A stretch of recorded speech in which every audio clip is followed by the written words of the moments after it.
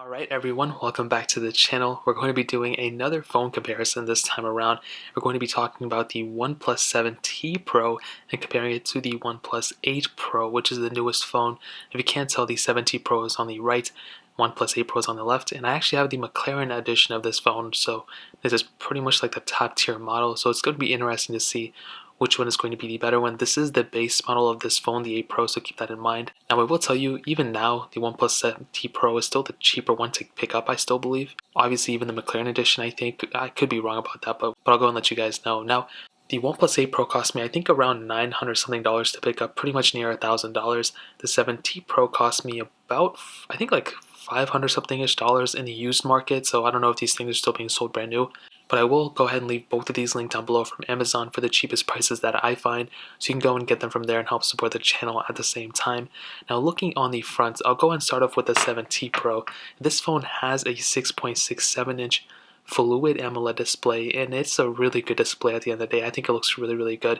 It's 1440p, which is really cool. And what's really awesome about that is that you have very little bezel around the whole entire phone. On top of that, you have no hole punch display. You have that pop out camera, which is really cool, so it pops out of the top. I'm sure you guys already seen it.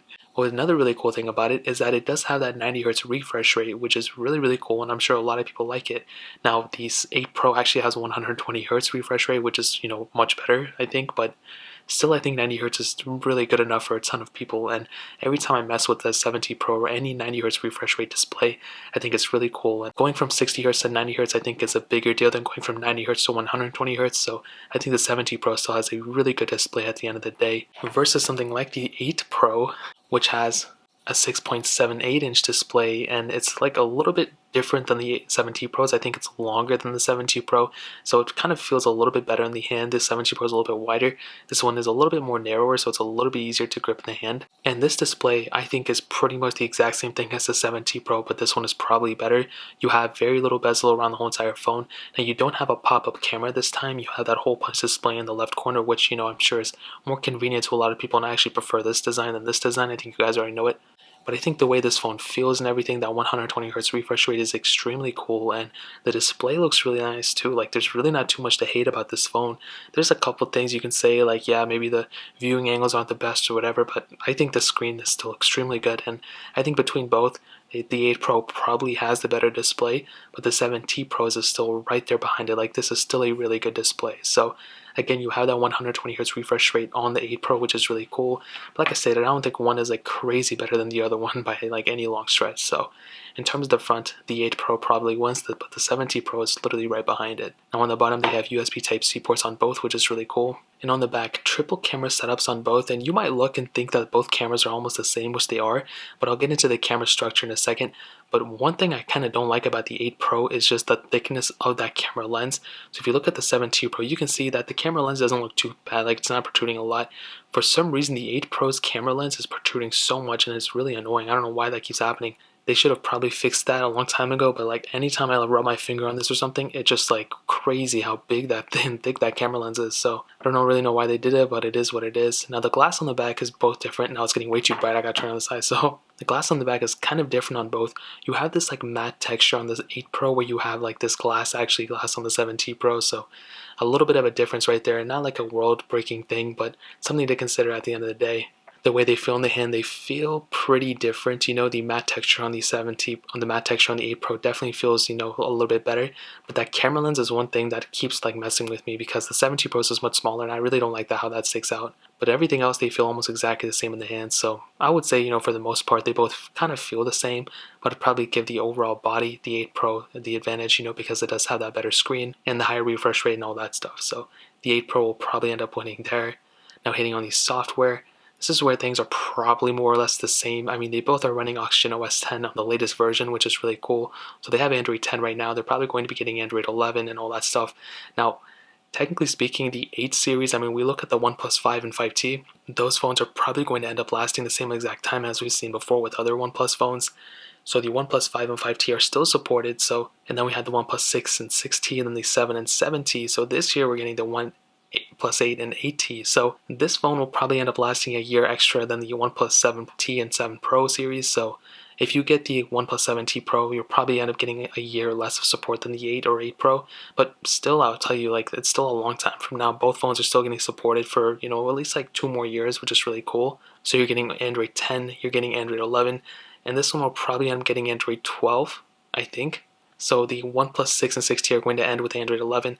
The OnePlus 7T are probably going to end on Android 12. So we have Android 12 on here and Android 13 on here. So they're still going to be lasting for a long time. Oxygen OS is still extremely good. So in terms of software, that pretty much covers it. I'll go ahead and hit on the speed and performance. I'll do a little bit of a speed test between these two right now. The OnePlus 7T has a Qualcomm Snapdragon 855 Plus chipset, an octa-core CPU, and Adreno 640 GPU, and the base model with 8 gigs of RAM and the top tier model with 12 gigs of RAM. This one is the 12 gig of RAM option, where the OnePlus 8 Pro has a Qualcomm Snapdragon 865 chipset, an octa-core CPU, and Adreno 650 GPU, and the base model with 8 gigs of RAM and the top tier model with 12 gigs of RAM. So let's go and see which one is the faster phone between both of these. Okay, now that we have all these apps cleared out in the background, let me go and clear these out. Let's go and start loading them up. And I have a bunch of these third-party apps that should have downloaded on this phone, I don't know why. And I guess they didn't even download, so I guess I'll have to go and back and re-download all of them, so I have to pause this video now. Okay, we're kind of back, I guess. Let me go and clear all the apps in the background, and they're clear. So I was only able to download a couple of them, but I'll go ahead and test other apps too. We can go load up like the Play Store, for example. 3, 2, 1. Kind of close. The 8 Pro is on here, the 7T Pro is on the left. And honestly, I couldn't really tell which one was like faster there. They're both pretty much the same. Phone calls 3, 2, 1. About the same. Messages 3, 2, 1. I think the 8 Pro is slightly faster just by a little bit. I can go and load these apps. Temple Run 2, 3, 2, 1. Looks like the 8 Pro is actually noticeably faster than the 7T Pro, and this isn't even that big of a game. That's actually really, really surprising. As you can see, the 8 Pro is loaded. The 7T Pro, was a little bit behind, and that was actually really, really surprising. I wasn't expecting that. Going from like one generation to the other within like a couple months, it's actually a pretty big deal in my opinion. Dune, 3, 2, 1. Both kind of glitched up a little bit when I clicked on it, but it's totally okay. And they both were almost the same when it came down to that one. Stack, 3, 2, 1. And even to get into that little pop-up was faster on the 8 Pro, followed by the 7T Pro a little bit behind it. So Doodle Jump, 3, 2, 1. And they were both kind of instantaneous in a way, but we did have a little bit of a pop-up on this specific phone, so I don't even know why that happened. Snapchat, 3, 2, 1. I think the 8 Pro was slightly faster there. Instagram, 3, 2, 1. And again, I think the 8 Pro was slightly faster. They both were pretty close. This one did not have that pop-up, but this one did, so a little bit of a difference there. Really Racing 3, 3, 2, 1.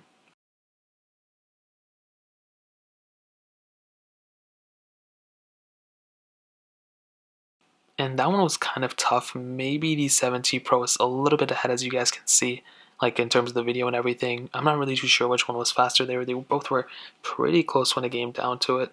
You can do like settings, 3, 2, 1. Now these apps are system apps, so there's probably not going to be that big of a difference. But even from the quick little speed comparison that I tested right there, I think the 8 Pro is probably the more times faster one than not. I feel like this phone was pretty fast when it came down to it. The 7T Pro though is still extremely fast too, and really between both, I've been testing them thoroughly. I've done so many reviews about them, and definitely I do think at the end of the day, the 8 Pro is, probably the faster one, but the 7T Pro is right behind it. But I will do a separate full-on speed test at some point, hopefully sooner than later. But just like the speed test, I'll be doing a full camera test too, but I'll briefly hit on them in this video. As I stated before, they both have triple camera setups on the back.